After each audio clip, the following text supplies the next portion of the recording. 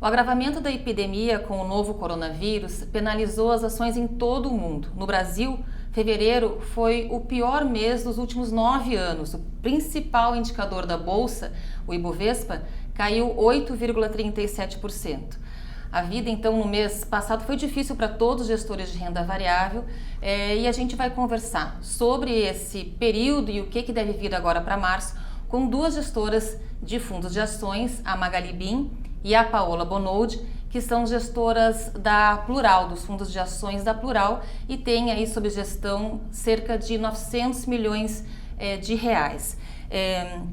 Magali, eu queria começar te perguntando sobre como que vocês, em fevereiro, num mês tão difícil, conseguiram que os 3 fundos que vocês fazem gestão, os 3 fundos abertos, tiveram um desempenho um pouco melhor que o benchmark. Eles caíram, mas não caíram tanto quanto o Ibovespa. Era proteção, a Paola ou Magali, né? Era alguma proteção, uma posição comprada em dólar, era uma carteira mais defensiva.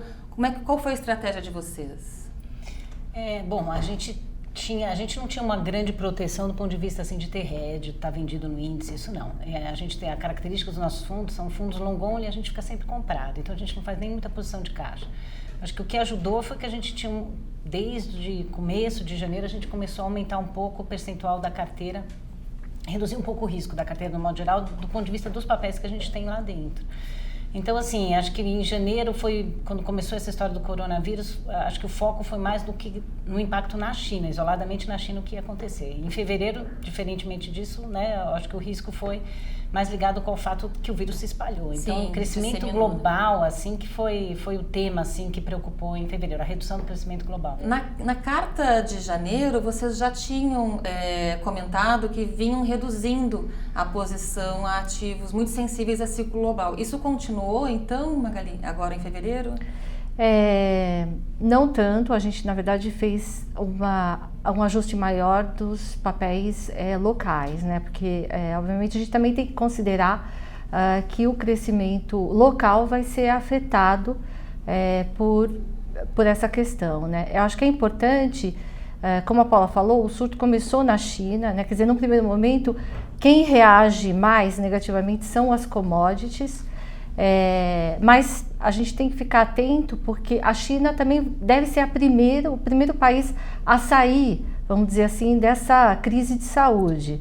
Né? A gente já está vendo os números aí um pouco melhores por lá, né? Enquanto que no resto do mundo a coisa está piorando. Obviamente aqui no Brasil eu acho que a gente deve ter uma piora da situação antes de melhorar, então a gente tem que ficar atento também a que as commodities podem ser as primeiras a reagir. Então, isso é alguma coisa que hoje está no nosso radar para a gente... É um equilíbrio difícil, né? De sair um pouco das empresas mais ligadas a commodities, ciclo global, mas também não ficar super exposto ao case doméstico. Ao case doméstico. Hoje, como é que está a carteira, assim? A gente gosta de olhar a carteira, assim, por tema, né? Então, se a gente olhar, a gente tem mais ou menos 50% da carteira ligada mais ao mercado doméstico e os outros 50% divididos de uma forma, digamos, mais equilibrada entre commodities e as empresas que a gente chama defensivas. Aí entra a empresa do setor de telefonia, energia elétrica, mais as utilities, assim. Então, a carteira está mais ou menos assim. Esse percentual de doméstico, que hoje está por volta de 50%, ele já foi, no final do ano passado, mais perto de 60%, 56%, 57%. Então, assim, na verdade, a gente já fez esse shift um pouco, assim, do mercado doméstico um pouco menos, continua sendo a principal aposta, mas num percentual menor do que já foi. E as commodities que estavam em 27%, a gente reduziu para essa faixa de 25%. Então, assim, acho que do modo geral a gente diminuiu um pouco o risco da nossa carteira, porque a gente acha que o mercado não gosta de indefinição, né? Então, eu acho que enquanto ninguém conseguir dimensionar exatamente qual é o efeito dessa crise do coronavírus nas economias globais como um todo, acho que o mercado vai ficar muito volátil. Então, a gente achou fazer uma aposta mais firme, né? A gente acha. Quando você fala que reduziram o risco, vocês aumentaram o caixa dos fundos? Como que está? A gente aumentou um pouco o caixa dos fundos, porque é importante ter flexibilidade, né, nesse momento, porque você tem muita ineficiência de preços, né? Normalmente, quando o mercado está mitigando o risco, ele está vendendo aquilo que ele tem e está comprando o que ele não tem, ou aumentando caixa, né, em alguns casos. Então, normalmente as ações que são mais, vamos dizer, favoritas do mercado, elas tendem também a sofrer, porque o pessoal acaba vendendo o que tem na mão, o que tem mais gordura, às vezes queimar, né? exatamente, de retorno e tal. Então é um movimento que ele não necessariamente está alinhado com os fundamentos, vamos dizer, que a gente está vendo das empresas, né? Quer dizer, se crescimento de margem, de receita, de retorno, né? Então, às vezes tem esse desalinhamento e ele acaba criando oportunidades para fazer uma realocação da carteira. Foi o que a gente fez também. Além de reduzir o risco, como a Paula falou, a gente também concentrou naqueles papéis que a gente considera que são, vamos dizer, os ganhadores de médio e longo prazo. Quais são os papéis, assim, não sei se vocês podem abrir, os principais da carteira hoje? A gente pode falar talvez assim em termos das maiores posições do ponto de vista de risco ativo, digamos assim, acho que talvez faça mais sentido. A gente tem uma posição grande, por exemplo, em Vale do Rio Doce, embora seja uma posição de commodities, né? A gente continua achando que ela é uma forte geradora de caixa e no preço atual ela está realmente precificando o preço do minério muito abaixo do que de fato ele está. Isso, digamos, do lado das commodities, né? Do lado do mercado doméstico, acho que a gente tem apostas grandes em varejo, aí são vários nomes, né? Alguns mais óbvios, maiores, que vários gestores têm na carteira, e alguns talvez assim mais small caps que a gente gosta e acho que vai ter um desempenho bom, independente assim se o PIB desse ano vai ser 2 ou 1,5. Né? A gente acha que tem uma história de crescimento a médio e longo prazo. Dos grandes, Magazine Luiza? Magazine Luiza a gente tem na carteira, a gente tem na carteira Lojas Renner, a gente tem na carteira Vivara, que acho que é um papel que sofreu nessa correção, mas que ainda está com um desempenho muito bom desde o IPO e a gente acredita muito na história, mas um small cap, claro que o tamanho é menor, né? Acho que são essas principais posições. Assim, sim. Tem algumas pessoas no mercado, alguns analistas que já falam uma liquidação, que o Bovespa caiu tanto, né, mais de 10 mil pontos aí, e ontem já subiu bastante, né, com a recuperação de Nova York, e que os preços seria a hora de comprar na liquidação. Vocês concordam com essa visão, Magali? Tá na liquidação? Eu acho que hoje é muito incerto, né, qual vai ser o desfecho, né, vamos dizer, desse evento aí que a gente está tendo. Nós acreditamos que vai ter um desfecho relativamente no curto prazo positivo, porque eu acho que a história mostra que o mundo superou também as outras crises. Acho que o foco global hoje está de todos os países em procurar um tratamento ou uma vacina. Então, eu acho que todo esse foco vai levar a um desfecho positivo. Mas a gente não sabe exatamente quando isso vai acontecer, né? Qual vai ser a intensidade, né, vamos dizer, dessa disseminação aí pelos países enquanto isso não acontece. Então, eu acho que está muito cedo hoje para fazer uma previsão, vamos dizer, mais com convicção, né, sobre quando que a gente vai superar isso. Mas a gente acredita que vai ser positivo. Eu acho que assim, olhando para final do ano, a gente está muito confiante que a Bolsa ainda consegue fechar com um ganho, mas eu acho que está cedo para fazer uma previsão assim mais acertada. Sim. Então, a gente tem que tomar cuidado. Talvez o melhor conselho para quem está querendo investir é ir aos poucos, né?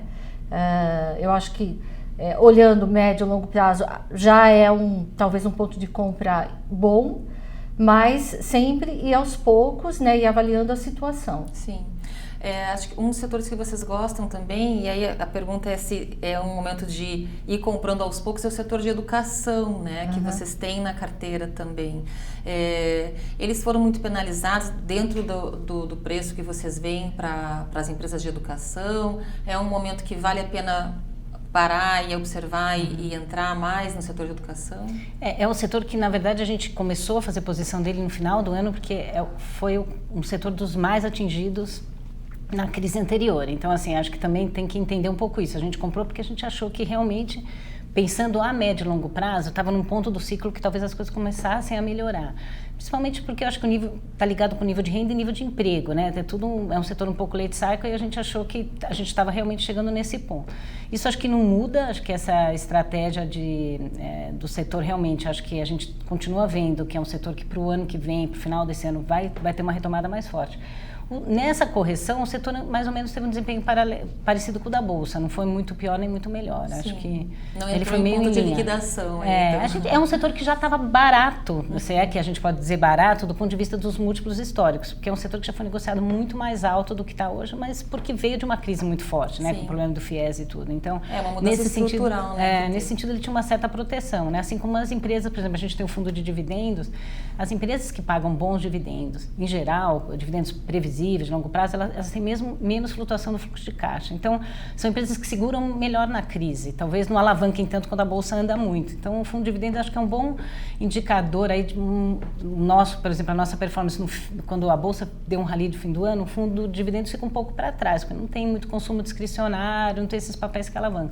Por outro lado, foi o melhor fundo nessa correção. Então, acho que quem pensa a longo prazo, como a Magali falou, começa devagar, compra devagar e também diversifica entre temas, porque acho que os desempenhos são diferentes. Sim, mesmo. Acaba gerando uma baixa correlação entre todos os participantes ali da carteira e tem um ganho melhor, né? Eu queria falar um pouquinho sobre os efeitos de coronavírus sobre a atividade, a gente falou um pouco isso logo no início da nossa conversa. A gente vem aí vendo no relatório de mercado Focus uma redução praticamente todas as semanas, as últimas 3, 4 semanas, na projeção de PIB. Isso deve afetar desempenho de bolsa, pensando nesse desempenho positivo lá no fim do ano? Ou vocês acham que ainda não afeta? O que você acha, Magali? Não sei se eu entendi a sua pergunta. O PIB, a gente vem vendo uma queda na projeção, uma queda na projeção. Né? Esse desalento, digamos, com a atividade doméstica, né? Que já estava em 2,5%, tem casas projetando 1,5% de PIB esse ano. Né? Isso deve afetar o valor das ações na Bolsa? Então uma parte disso já está sendo precificado, né, nesse momento, né? Quer dizer, a gente já teve uma queda aí do pico. Em dólar, é uma queda de mais de 20%, né, na Bolsa Brasileira. Então, em parte, isso já... Quer dizer, o mercado sempre antecipa antes do PIB se contrair. Obviamente, esse primeiro trimestre ele vai ser mais difícil, né? Começando pela Ásia, a gente já está vendo os números da China aí saindo piores até do que era esperado, né? O PMI veio bem pior. Os números de fevereiro foram piores. Obviamente, o Brasil tem essa relação com a China, né? Aqui também a gente deve ter uma revisão bem negativa do PIB do primeiro trimestre e potencialmente até do segundo trimestre, né? Porque embora a gente não tenha tido, vamos dizer assim, um grande problema de disseminação da doença no primeiro, até, vamos dizer, nesse momento, provavelmente a gente ainda vai ver a coisa piorando, né, antes dela melhorar. Então, algum impacto sobre... Quer dizer, todos os setores vão ser afetados. Isso acho que também é uma coisa importante para falar. Sim. Não existe um setor que não seja, porque todos estão ligados à atividade econômica. Não é quem só exporta ou quem está dependendo de importação. É global, né? É global. Ele mexe com confiança, então confiança mexe com imobiliário, mexe com crédito, né? Então bancos... entra aí, consumo, né? O próprio investimento dos empresários, né? Eu acho que tem um grande componente de confiança. Então, se você não sabe para onde a coisa está indo, vai ficar um pouco aí parado. Desacelera tudo quanto é processo de projeto, de investimento. Então, assim, eu acho que com certeza dá para falar que pega o primeiro trimestre, pega uma parte do segundo trimestre, pelo menos, mas a gente acha que até o final do primeiro semestre a coisa já está bem melhor encaminhada. Bem mais clara, assim. A gente começou o mercado começou o ano com uma expectativa de crescimento de resultado muito acima do crescimento do PIB, como é sempre, né? Então, acho que era da ordem de 20%. Provavelmente a gente vai ver esse crescimento sendo revisto para baixo. Mas tem tanta indefinição que eu acho que esse número, até o mercado ter confiança que o novo número é 15, 12, 10 ou os próprios 20, vai demorar um pouquinho. Sim. Para finalizar, eu queria perguntar, ligado a isso que a gente está conversando, se tinha uma previsão de assim, em torno de 100 bilhões de reais de ofertas públicas, né? Entre IPOs, follow-ons para esse ano. Vocês acreditam, inclusive vocês visitam muitas empresas, né? Então conseguem pegar esse feeling de quem está lá na economia real, enfim, do empresário que está pensando em fazer um follow-on, um IPO e tal. Vocês acham que esse cenário, né, do primeiro trimestre, respingando até talvez no segundo trimestre, isso pode afetar esses projetos de de abertura de capital, de follow-on no mercado? Eu acho que temporariamente, Pode sim, afetar, né? pode afetar. Eu acho que principalmente essas histórias que são, vamos dizer, menores, assim, empresas menores, né, que normalmente estavam sendo absorvidas pelo mercado local, né, porque eu acho que isso também foi uma coisa que a gente viu muito no ano passado, né? Quer dizer, o investidor estrangeiro, ele não participou tanto como ele participava historicamente das emissões menores de empresas locais, histórias novas, né? Ele entrou mais, eu acho que nas histórias mais visíveis, mais conhecidas, né? Como por exemplo as ofertas do BNDES, né? Que foram de empresas também mais conhecidas. Então aí ele se posicionou mais, né? Então eu acho que se o mercado local, né, também, vamos dizer, for diferente do que foi o ano passado, porque o mercado local estava lá para sustentar esses IPOs menores. Sim. Então, se houver alguma tensão maior aqui e uma... não que para de entrar, acho que fluxo na bolsa, porque eu acho que continua entrando, porque com esses juros baixos todo mundo, eu acho que está diversificando para ativos de maior risco. Sim. Mas pode haver uma desaceleração desse fluxo. E aí eu acho que essas histórias, vamos dizer assim, talvez mais novas, menos conhecidas, menores, elas podem ficar um pouco comprometidas. Vão penar um pouco mais para enxergar uma captação boa. Né? Isso. Legal. Magali e Paula, muito obrigada, e a gente encerra aqui a edição de março do programa Cabeça de Gestor, que toda primeira terça-feira do mês conversa com gestores de fundos para discutir um pouco os desafios e as estratégias aí dessa indústria que tem mais de 5 trilhões de reais sob gestão. Muito obrigada e até a próxima.